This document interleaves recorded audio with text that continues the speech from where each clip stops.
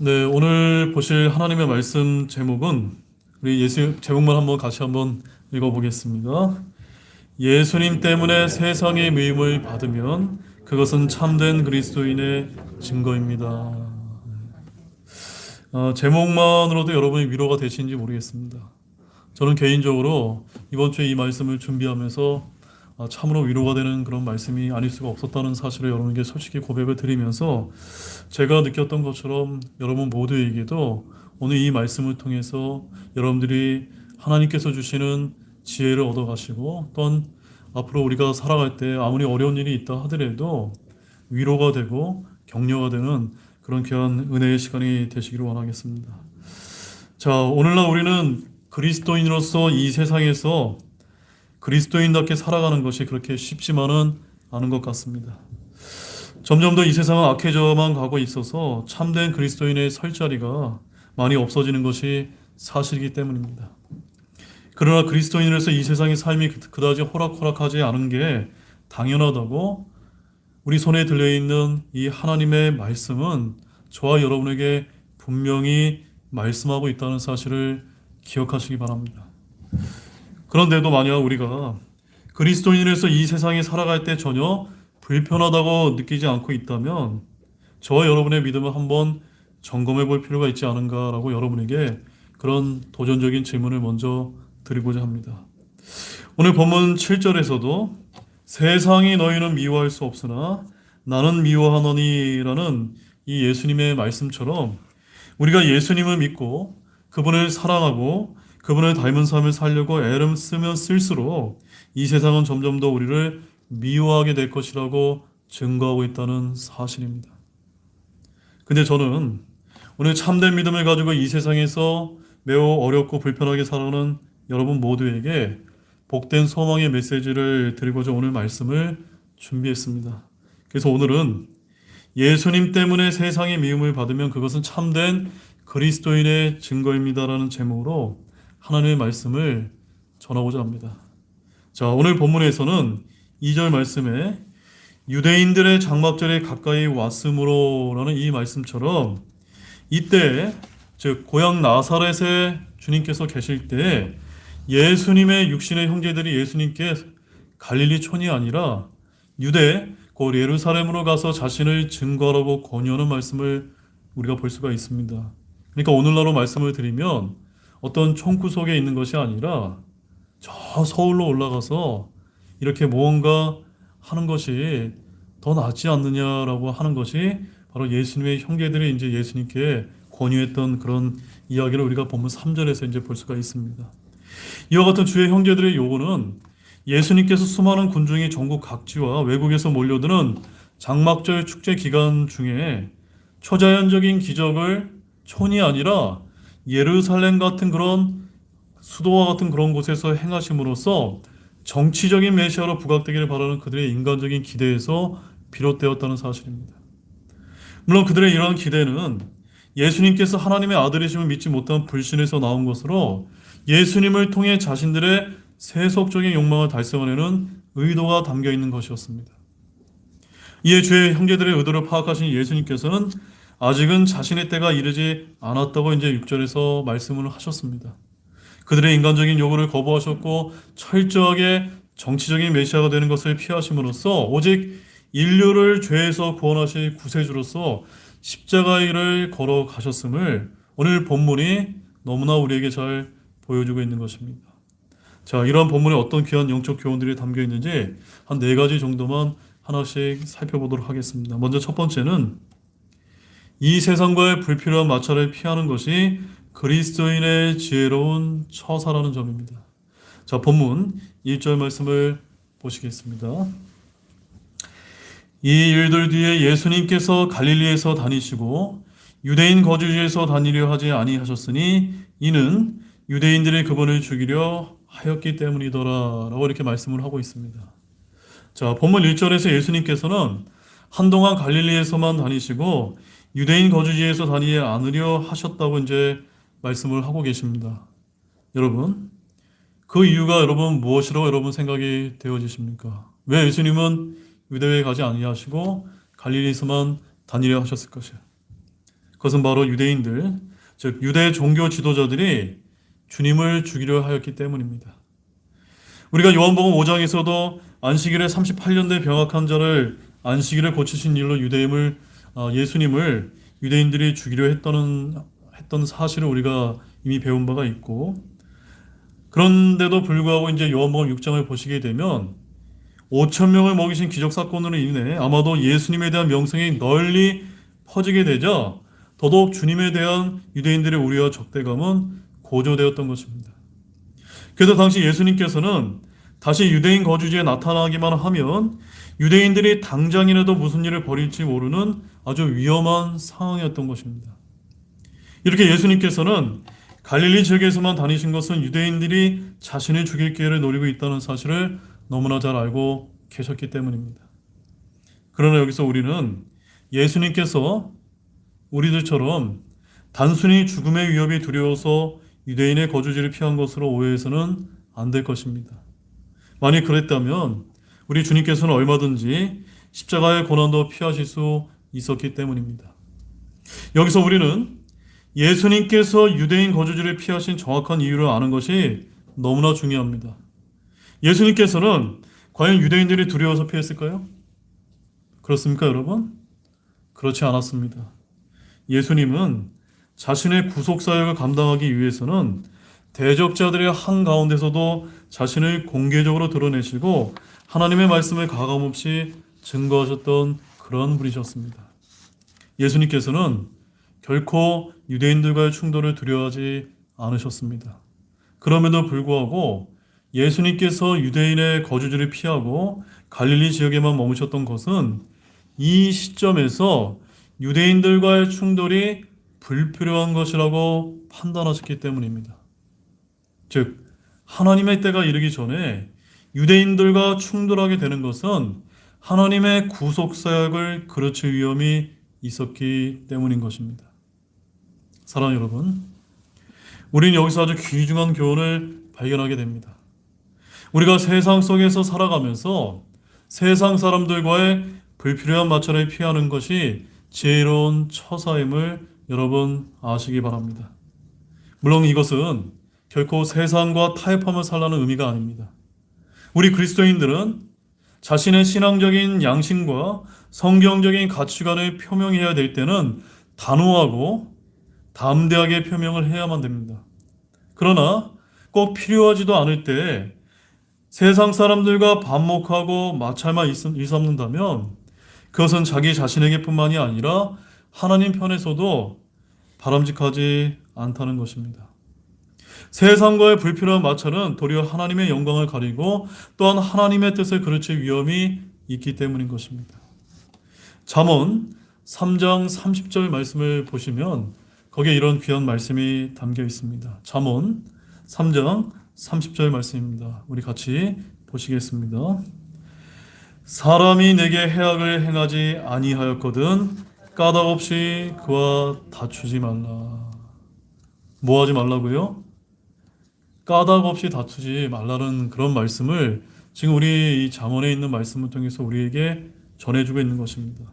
따라서 우리는 까닭 없이 다툼으로 불필요한 마찰이 예상되어서 적절한 시기가 아니라고 판단될 때는 차라리 마찰이 예상되는 현장을 피해 있는 것이 매우 지혜로운 행동이라는 것을 여러분들이 아시기 바랍니다.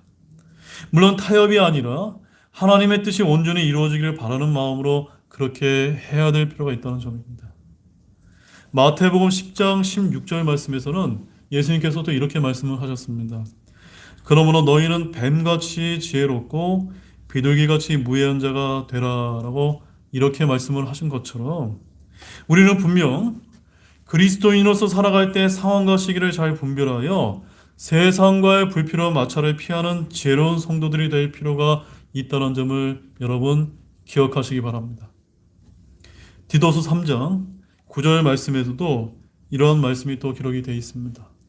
디도서 3장 9절 말씀에 이렇게 말씀하십니다. 그러나 어리석은 변론과 족보와 논쟁과 율법에 관한 다툼들은 피하라. 그것들은 무익하며 헛되니라.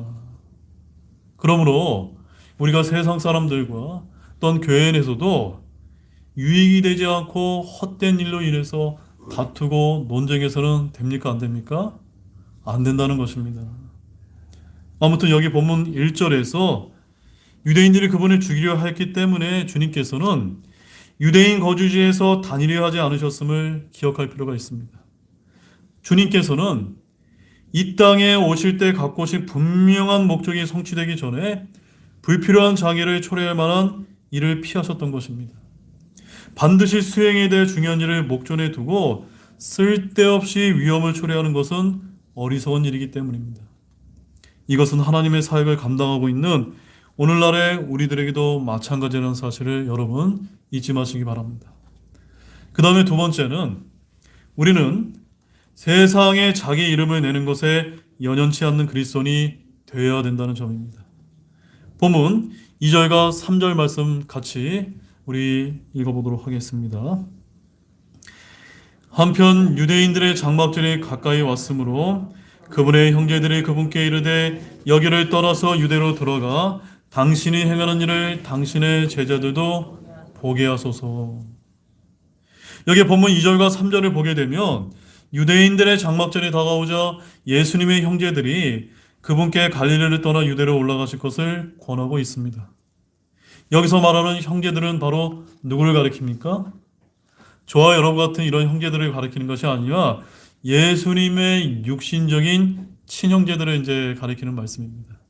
즉 주님의 육신적인 형제들이 예수님께서 유대 지역에 올라가셔서 자신을 세상에 보다 널리 알리기를 원했다는 점입니다. 예수님의 형제들은 말씀의 권능과 기적의 능력을 가지신 예수님께서 이런 조그마한 갈릴리 총구석에서만 묻혀 계시는 것이 어울리지 않는다고 보았던 것입니다.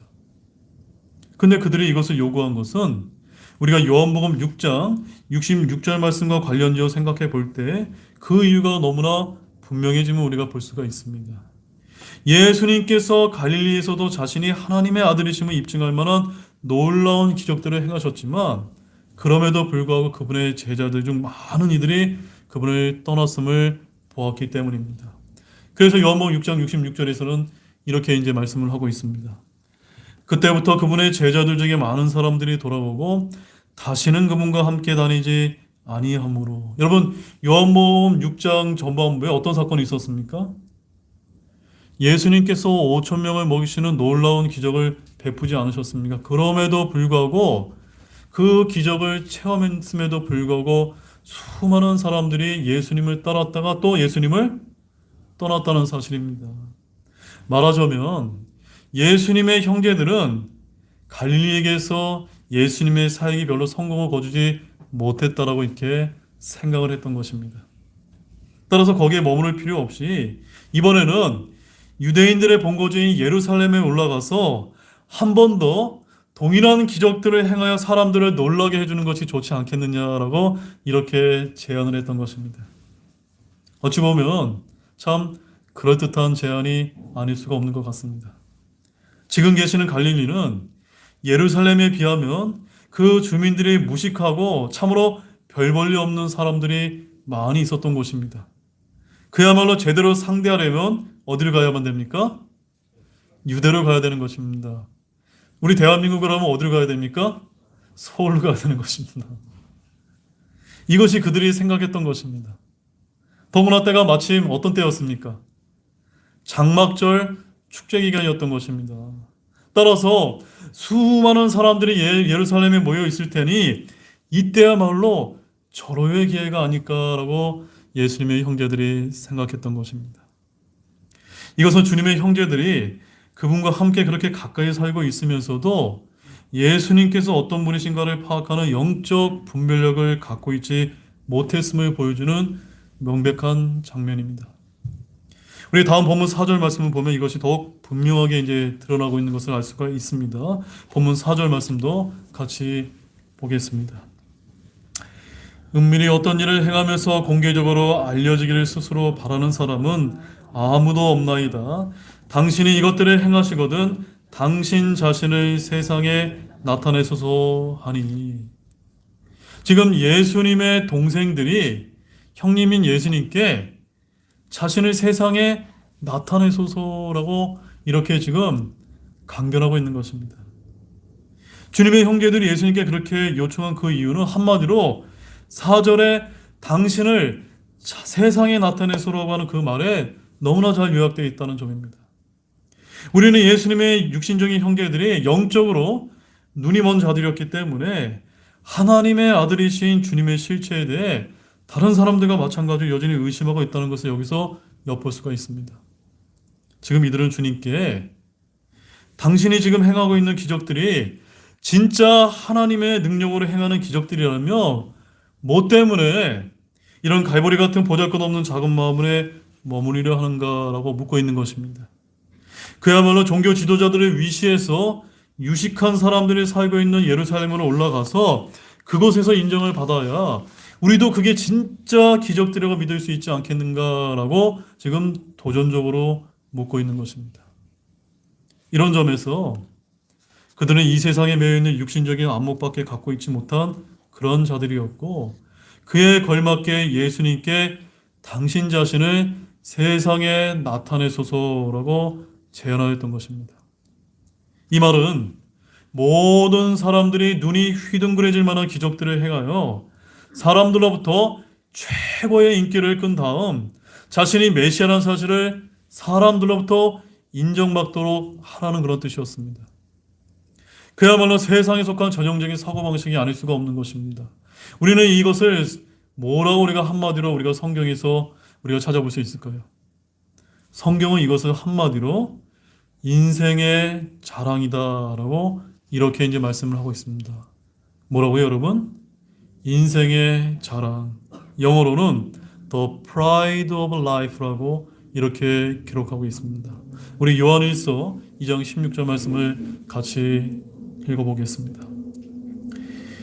이는 세상에 있는 모든 것, 즉 육신의 정욕과 안목의 정욕과 인생의 자랑이 아버지에게서 나지 아니하고 세상에서 나기 때문이라. 여러분 결코 잊지 마시기 바랍니다. 육신의 정욕, 안목의 정욕, 인생의 자랑은 아버지에게서 나지 않고 세상에서 났다는 사실을 우리는 잊지 말아야만 됩니다. 그야말로 이런 사람들은 자신을 세상에 나타내 보이기를 너무나 좋아하는 자들입니다. 여러분, 세상에 자기 이름이 드러나는 것이 반드시 나쁜 것일까요, 여러분? 꼭 그런 것만은 아니라는 점입니다. 학생들은 공부를 통해서 자기 이름을 낼 수도 있습니다. 또한 예술가들은 예술적인 재능을 통해서, 운동선수는 훌륭한 경기를 통해서, 학자는 좋은 연구로서, 사업가는 훌륭한 사업 경영을 통해서 자기 이름을 얼마든지 낼 수 있는 것입니다. 그러나 정당한 방법으로 자기 능력을 최대를 발휘하여 최선의 노력을 통해 얻은 그 결과로서 자연스럽게 그 이름이 나는 것은 괜찮지만 우리 그리스도인들은 세상에 이름이 나는 것 그 자체를 목적으로 삼아서는 됩니까? 안 됩니까? 안 된다라고 성경은 우리에게 말씀하고 있는 것입니다. 우리 그리스도인들이 자기 이름을 세상에 내는 것을 목적으로 삼게 될 때는 하나님의 뜻을 그르치게 되기 때문입니다. 이 점에 있어서 목회자도 예외가 아닙니다. 하나님에 따라 신실하게 사역을 감당할 때 그 이름이 알려질 수도 있고 교회가 커질 수도 있습니다. 자기 이름이 알려지는 것을 목적으로 삼고 교회가 커지는 것을 목적으로 삼게 될 때는 자신을 목회자로 세워진 하나님의 뜻과 그분의 사역을 그르치게 되고 마는 것입니다. 요한복음 5장 44절 말씀에 우리가 좀 기억해야 될 너무나 귀한 말씀이 있습니다. 요한복음 5장 44절 말씀 같이 한번 보겠습니다. 너희가 서로에게 존귀를 받으면서 오직 하나님에게서만 나오는 존귀는 구하지 아니하니 어찌 믿을 수 있겠느냐. 여러분 이 말씀 우리가 아주 곰곰이 잘 한번 생각을 해봐야 됩니다. 예나 지금이나 우리가 교회 안에서 또 세상 가운데서 믿음 생활을 하면서 우리가 혹시 사람과 사람에게서 영광을 얻기 위해서 우리가 신앙생활을 하고 있지 않은지 우리가 늘 이것을 경계해야 된다는 점입니다. 우리는 오직 누구에게만 우리가 영광을 돌려면 됩니까? 하나님께만 영광을 돌리고 우리 그분에게서 나오는 존귀를 구해야 될 줄로 믿으시기 바랍니다. 따라서 저와 여러분 세상에 자기 이름을 내는 것에 연연치 않는 그러한 참된 그리스도인이 되시기를 바랍니다. 하나님의 뜻을 이루기 위해서라면 아무도 알아주지 않는 곳에라도 기꺼이 묻혀서 묵묵히 섬길 수 있는 하나님의 귀한 일꾼들이 되시는 모든 분들이 되시기를 간절히 바랍니다. 자, 세 번째는 우리 주님께서는 우리의 이기적인 욕망을 채워주기 위해서 일하는 그런 분이 아니라는 점입니다. 자, 본문 6절 말씀을 보십시오. 같이 보겠습니다. 그때 예수님께서 그들에게 이르시되 내 때는 아직 오지 아니하였으나 너희 때는 늘 준비되어 있느니라. 자, 앞서 예수님의 형제들의 이런 이야기를 듣고서 이제 거절하는 답변으로서 지금 이야기를 좀 하고 계십니다. 본문 6절과 8절을 보게 되면 예수님께서는 유대로 올라가시라고 하는 형제들의 권유를 물리쳤음을 볼 수가 있습니다. 주님의 형제들의 권유는 예수님을 위한 것이라기보다는 자기 자신들을 위한 것이었습니다. 주님의 형제들에게는 예수님의 유명세를 타게 되면 자신들도 거기에 편승하고 싶은 이기적인 욕망이 내포되어 있던 것입니다. 그런데 예수님께서는 이번에 명절에 아직 올라가지 않겠다고 대답하심으로써 형제들의 욕망에 부응하기를 거부하셨던 것입니다. 특히 6절에서 여기서 말하는 이 내 때란 하나님의 뜻을 성취하기 위해 하나님께서 정해놓으신 때를 말하는데 이 내 때는 우리가 앞서 요한복음 2장 4절에서의 내 때와는 다른 때임을 우리가 구분할 필요가 있습니다. 자, 요한복음 2장 4절에 이렇게 말씀을 하고 있습니다. 예수님께서 그녀에게 이르시되 여자여 내가 당신과 무슨 상관이 있나이까 내 때가 아직 오지 아니하였나이다 하셨으나. 바로 이때 이 말씀을 하신 때는 물을 포도주로 바꾼 그때에 이 말씀을 좀 하셨는데 여기 요한복음 2장 4절에서의 내 때는 명백하게 예수님께서 십자가에 달린 그 때를 언급하고 있습니다. 그러나 여기 6절과 8절에서는 십자가에 달리신 그 때를 가리키는 것이 아니라 어떤 때를 가리키는 겁니까? 예수님께서 영광 중에 이 땅의 왕으로 임하시게 될 지상재림의 때를 가리키는 그 내 때임을 구분하시기 바랍니다. 이때야말로 주님께서는 자신의 세상에 나타내 보이시기 때문입니다. 그래서 주님께서는 내 때는 아직 이르지 않았고 오지 아니했다라고 말씀을 하고 있는 것입니다. 주님의 형제들은 지금 세상에 나타내 보이라고 권유하고 있지만 지금 오히려 주님께서 고난받으시고 수치를 당하셔야 할 때인 것입니다. 만약 예수님의 형제들이 요청한 대로 주님께서 그 당시에 자신을 세상에 나타내 보이셨다면 이 세상 모든 인류가 지옥의 멸망으로부터 피신할 수 있는 구속의 피가 뿌려지지 못했을 것입니다. 따라서 우리 모두가 멸망에 내던져야 하는 끔찍한 사태가 벌어졌을 것입니다. 아직은 내 때가 아니었기 때문에 주님께서 자신을 사람들 앞에 공개적으로 드러내며 선전하지 않으셨던 것은 복음서 도처에서 우리가 발견할 수 있는 아주 놀라운 사실인 것입니다. 이처럼 예수님께서는 결코 인간의 때에 맞추어 일하시는 그런 분이 아니심을 잊지 마시기 바랍니다.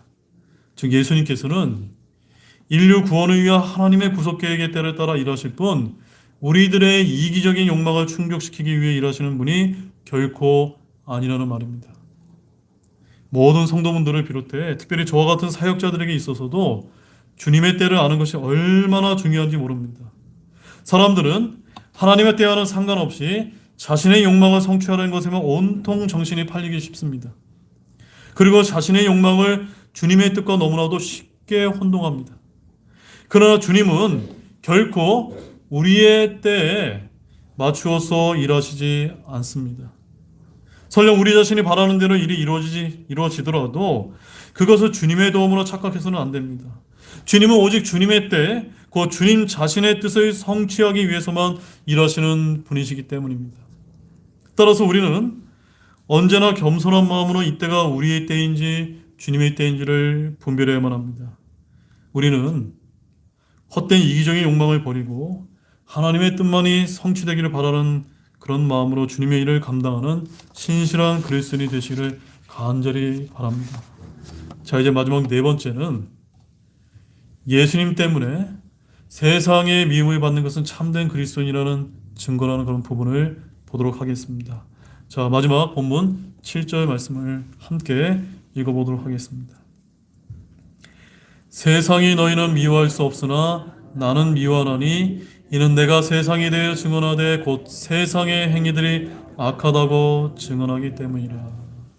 자, 여기 본문 7절 말씀을 보게 되면 주님의 형제들은 예수님께서 세상으로부터 명성을 듣기를 원했지만 예수님께서는 그들의 기대와 달리 자신은 세상으로부터 미움을 받는다라고 말씀을 하셨습니다. 그렇다면 예수님께서 세상으로부터 미움을 받는 그 이유가 무엇 때문일까요? 바로 예수님께서는 뭐라고 말씀하시기 때문입니까? 세상의 행위들이 악하다고 증언하시기 때문입니다.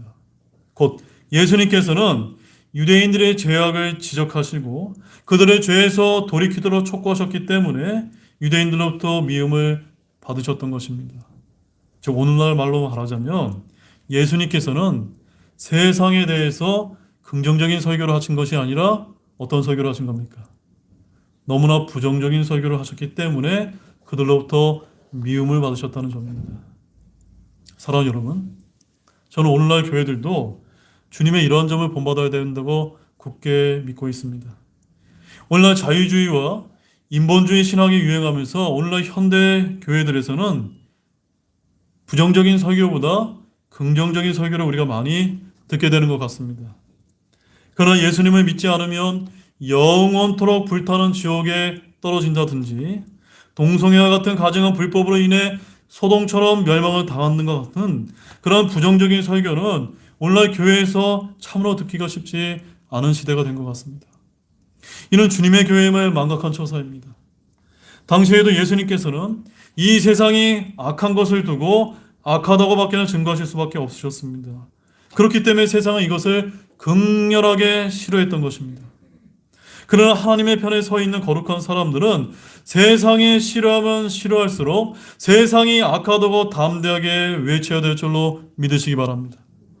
그들은 세상의 인기 따위는 흥미가 없기 때문입니다. 그러나 하나님께서는 이러한 사람들에게 깊은 관심을 갖고 계시고 이러한 사람을 택하여 쓰심을 여러분 꼭 아시기 바랍니다. 제일 중요한 말씀 한번 찾아보겠습니다. 요한복음 15장 19절 말씀이 되겠습니다. 아마도 오늘 말씀에서 제일 중요한 말씀이 아닌가 싶습니다. 요한복음 15장 19절 말씀입니다. 자, 한 목소리로 같이 읽어보겠습니다. 너희가 세상에 속하였으면 세상이 자기 것을 사랑했을 것이나 너희가 세상에 속하지 아니하고 도리어 내가 세상에서 너희를 택하였으므로 세상이 너희를 미워하느니라. 참으로 아이러니하지 않습니까? 여러분, 하나님께서 여러분을 택하셨음을 여러분 믿고 계십니까? 택하심을 받고 싶습니까? 그렇다면 어떤 일을 당한다고요? 세상이 너희를 미워하는 일이 생기게 된다라고 말씀하고 있는 것입니다. 이럴진데 어떻게 교회에서 긍정적인 설교가 나올 수가 있는 것입니까? 우리가 만약 세상에서 인기 있는 사람이라면 다시 한번 우리 자신을 심각하게 성찰해 볼 필요가 있는 것입니다. 왜냐하면 하나님께서는 우리에게 관심을 갖고 계시지 않기 때문입니다. 하나님께 관심을 갖고 계신 사람이 아니라면 우리는 버림받은 사람인 것입니다. 여러분, 정말로 예수님을 믿는 그리스도인답게 살려고 한번 애써 보시기 바랍니다. 그러면 그게 과연 얼마나 어려운 일인지 즉시 실감하게 될 것입니다. 당장의 사람들로부터 질시와 따돌림과 배척을 당하게 될지 모릅니다. 유대인들이 자신의 죄가 드러난 것 때문에 예수님을 미워했듯이 만약 우리가 그리스도인으로서 세상의 죄를 책망하고 세상의 논리에 거스르는 삶을 산다면 당연히 우리 역시 세상으로부터 미움을 받게 될 것이기 때문입니다. 물론 그렇다고 이것이 그리스도인이 무조건 세상 사람으로부터 욕을 먹으며 살아야 된다는 그런 말은 아니라는 것을 아시기 바랍니다. 우리 자신의 잘못으로 인해서 우리가 세상으로부터 욕을 먹어서는 안 되기 때문입니다. 그러나 우리가 그리스도인답게 사는 것 때문에 세상으로부터 미움을 받는다면 그것은 전혀 이상한 일도 아니고 부끄러운 일도 아니라는 점입니다. 오히려 그것은 참된 믿음 생활을 하고 있다는 증거 있음을 여러분 믿으시기 바랍니다. 그래서 디모데후서 3장 12절 말씀에 이렇게 이제 말씀하고 있습니다. 디모데전서 3장 12절 말씀입니다. 우리 같이 한번 또 읽어보시겠습니다. 참으로 그리스도 예수님 안에서 하나님의 뜻대로 살려고 하는 모든 자는 핍박을 받을 것이나. 하나님께서 우리에게 구원이라고 하는 영원한 생명의 선물을 주시지 않았습니까? 그보다 더 귀한 선물이 어디 있습니까?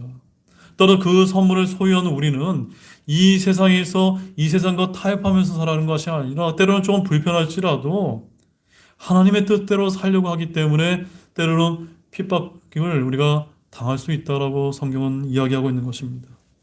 따라서 우리가 진정 그리스도인답게 살려고 한다면 이 세상으로부터 핍박과 미움을 받는 것을 당연한 귀결이라고 믿으시기 바랍니다. 사랑하는 여러분, 혹시 세상으로부터 여러분들이 어려움을 당하거나 미움을 받고 계신 분은 안 계십니까? 그 이유가 무엇 때문입니까? 만약 그것이 여러분 자신의 잘못 때문이라면 즉시 회개하고 고치셔야만 됩니다. 그래서 하나님께뿐만 아니라 세상으로부터 인정받을 수 있어야만 됩니다. 그러나 여러분을 구원하신 예수님을 향한 참된 믿음 때문에 여러분들이 세상으로부터 미움을 받고 있다면 그것은 당당하게 담대하게 받아들이시기 바랍니다. 오히려 예수님께서 약속하신 대로 그것으로 인해서 여러분에게 하늘에서 큰 보상이 있을 줄로 믿고 기뻐하시는 모든 분들이 되시기 바랍니다. 따라서 제가 여러분에게 마지막으로 격려와 위로의 메시지를 전해드리기를 원합니다. 우리 누가복음 6장 22절 23절 마지막 말씀입니다. 누가복음 6장 22절 23절 말씀에 하나님께서 이렇게 해서 하나님의 뜻대로 살고자 하는 데에 핍박이 있을 때 우리에게 어떤 위로의 메시지를 주고 계신지 함께 읽어보도록 하겠습니다. 사람의 아들로 인해 사람들이 너희를 미워하고 자기들 모임에서 너희를 따돌리며 너희를 모욕하고 너희 이름을 악한 것으로 여겨 내버릴 때 너희에게 복이 있도다. 그날에 너희는 기뻐하고 기뻐 뛰놀라.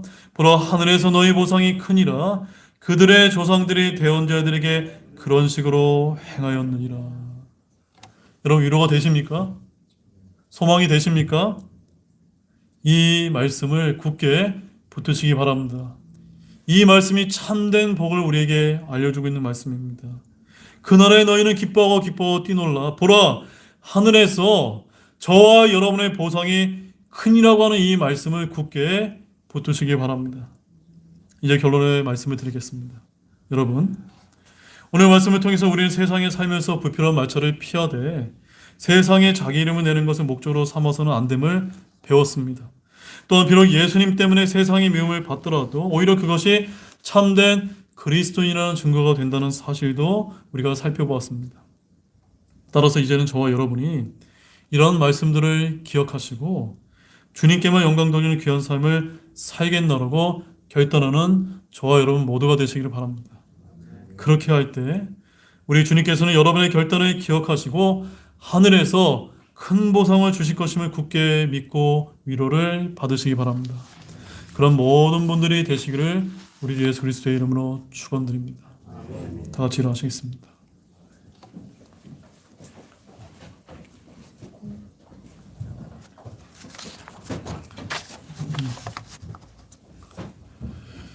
오늘 우리 하나님의 귀한 말씀을 저희들이 살펴보았습니다. 우리가 예수님 때문에 세상의 미움을 받으면 그것은 참된 그리스도인의 증거라고 하는 이런 말씀을 통해서 또한 우리가 세상에서 예수님을 믿고 경건하게 살다가 우리가 어려움을 당하게 되면 그 일로 인해서 우리가 하늘에서 큰 보상을 받게 될 것이라는 약속의 말씀을 들었습니다. 오늘 이 시간이 정말 주님을 위해서 한 발짝 한 발짝 다가가는 그리스도인에 담는 삶을 살겠노라고 다짐하시는 그런 귀한 기도의 시간이 되시기 원합니다. 잠시 기도하시겠습니다.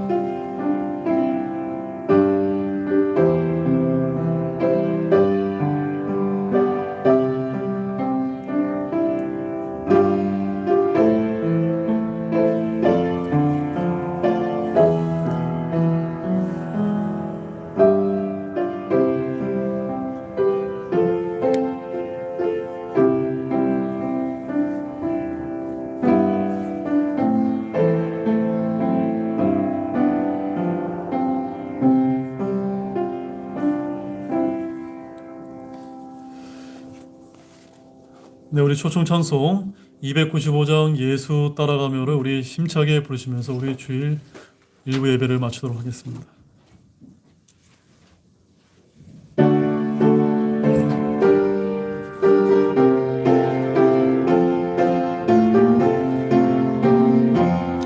예수 따라가며 복음 순종하면 우리 다닐 길 환하겠네.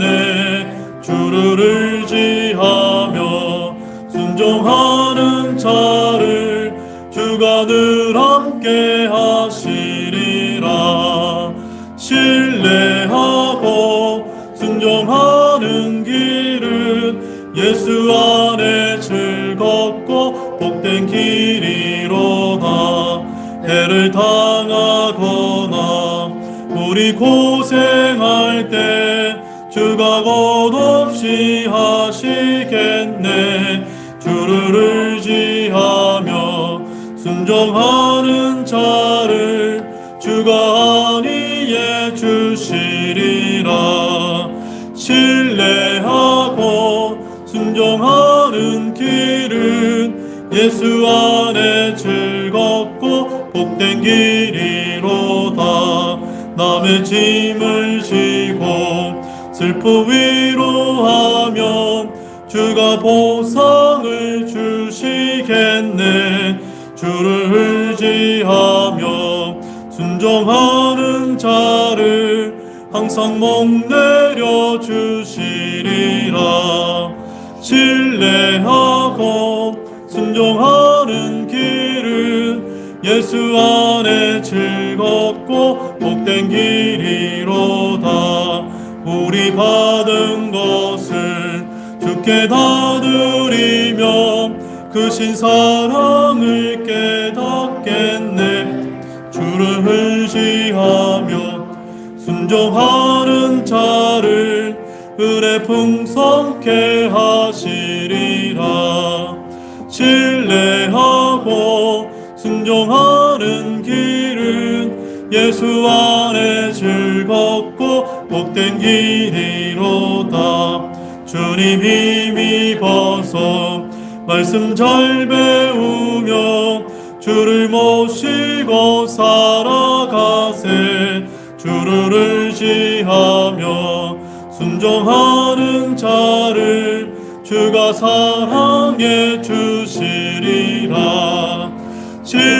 신뢰하고 순종하는 길은 예수 안에 즐겁고 복된 길이로다. 예, 기도하고 오늘 주일 예배를 마치도록 하겠습니다.